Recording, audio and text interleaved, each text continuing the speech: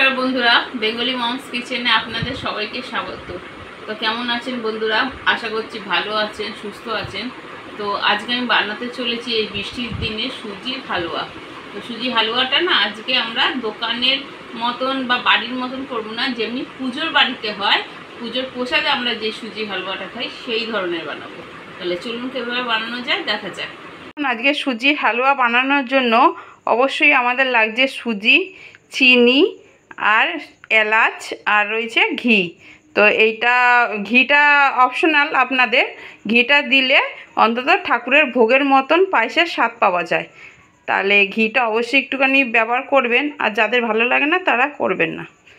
তো চলুন কীভাবে বানানো হয় দেখা যাক। দেখুন আমি কড়াই গরম করে ফেলেছি, হয়ে গেছে আমাদের কড়াই গরম। এই যে আমি সুজিটা ঢেলে দেবো।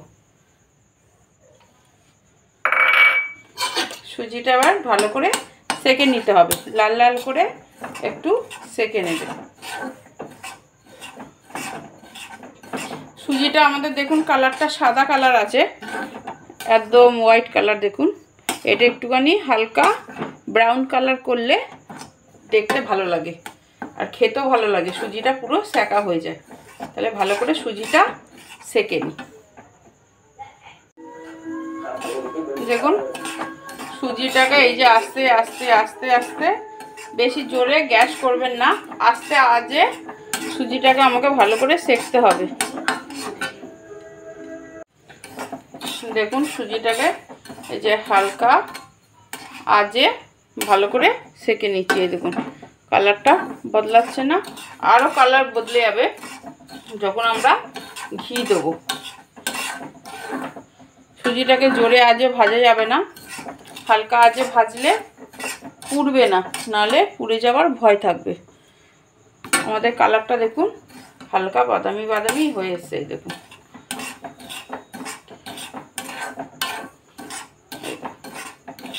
সুজি খুব তাড়াতাড়ি গরম হয়ে যায়।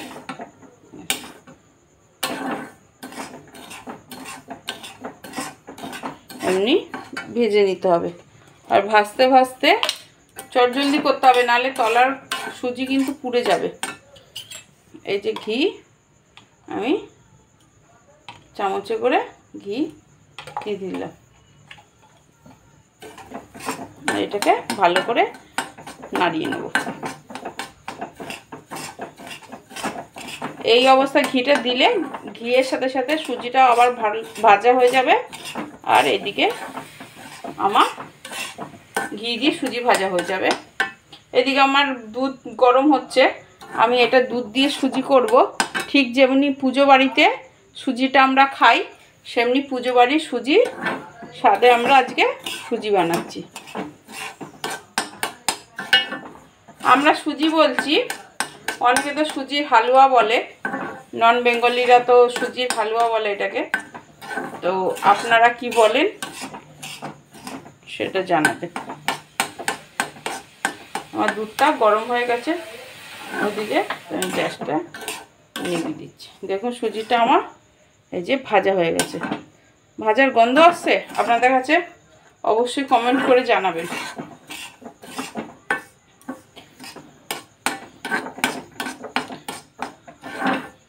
ভালো করে সুজি ভাজা আমার হয়ে গেল।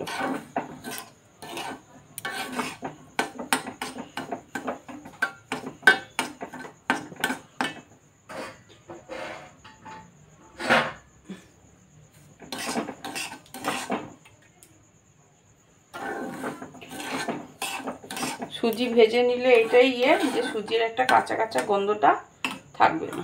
এবার দেখুন এই যে আমি দুধটা দেবো, আমি জল ব্যবহার করব না, দুধটা দেবো। দুধটা যখন আমি দেবো তখন এক হাতে নাড়বো আর এক হাতে দেবো, নাহলে এর মধ্যে লাম্পস পড়ে যাবে। দেখুন এক হাতে দেবেন আর এক হাতে হাতটা নাড়তে থাকবে।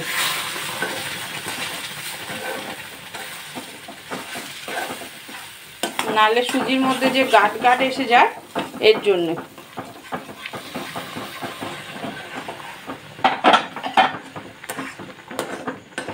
এমনি করে নাড়লে সুজির মধ্যে গাঁট গাঁট আসবে না।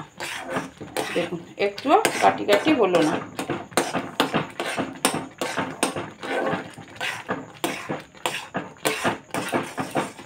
এতে দেবো আমি এই অবস্থায় চিনি। এই যে চিনিটা আমি এখনই দিয়ে দেবো।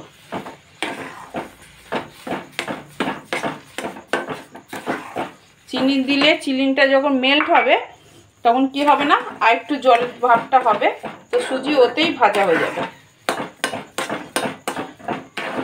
এই সিদ্ধ হয়ে যাবে, ভুল বললাম, সিদ্ধ হয়ে যাবে। দেখুন এই যে চিনিটা দিলাম, আবার একটু নরম হয়ে গেল না।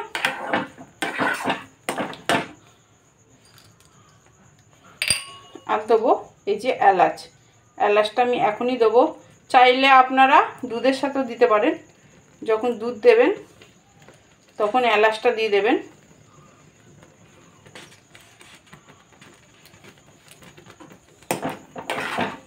দুধের সাথে 1 গ্লাসটা একবারে ফুটিয়ে নিয়ে দিতে পারেন।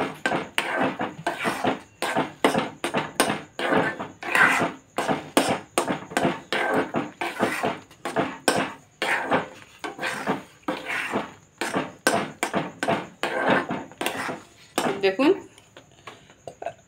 একটু 5 মিনিট নাড়বো, এটা বন্ধ করা যাবে না। সুজিতে কিন্তু আমি একদমই বেশি দুধ দিইনি, তাহলে আবার শুকিয়ে যাবে, তো একবারে নাড়তেই থাকতে হবে। দেখুন আমার সুজিটা একদম শুকিয়ে এসছে।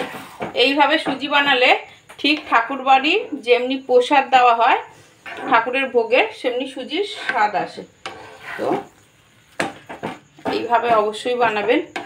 সুজিতে ঘি আর দুধটা দেওয়াটা একান্তই আপনাদের, কিন্তু দিলে স্বাদ বাড়ে, ভালোও লাগে। কিন্তু আমার মারা তো এখন জল দিয়ে বানিয়ে দিয়েছে, কিন্তু মাদের হাতের টেস্টই আলাদা, তো টেস্টের জন্য ওইটাও ভালো লাগে। দেখুন এবার আমি গ্যাসটা বন্ধ করে দিয়ে নামিয়ে নেব। সুজিটা না এই ধরনের প্লেটে নামাবে, প্লেটটা হলে খুব ভালো হয়। কেন আমি প্লেটে এর জন্যই নামাচ্ছি, যেমনি ধোকা হয় না, ধোকার মতো আমি কাটিং করব। সুজিটা আমি এমনি করব, আমি কাটিং করব, তাই জন্য সুজিটাকে এমনি সেট করে নিচ্ছি। একটুখানি 10 মিনিট ঠান্ডা হলেই এ শক্ত হয়ে যাবে, তখন আমি বরফির মতন কেটে নেব।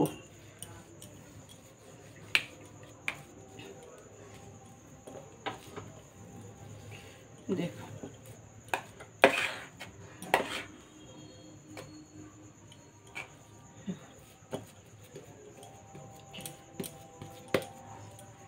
এই জন্য সুজিতে একটু দুধ বা জল যেটাই ব্যবহার করবেন একটু কম দেবেন, যাতে একে বসানো যায়।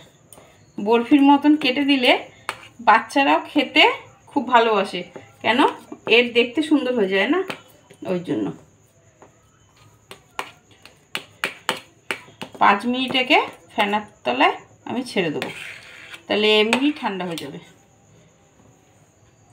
5 মিনিট ছেড়ে দিচ্ছি ঠান্ডা হওয়ার জন্য। দেখুন আমার সুজিটা সেট হয়ে গেছে, তো আমি এই কেটে নিলাম, এমনি করে পিস পিস করে কেটে নেবে।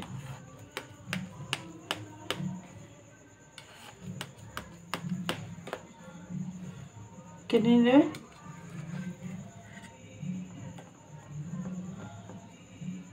এগুলো সেমনি ঠান্ডা হয়নি,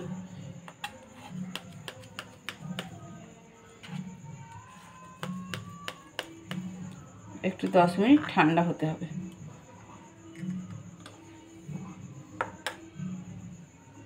দেখুন আমাদের রেডি সুজির সন্দেশ।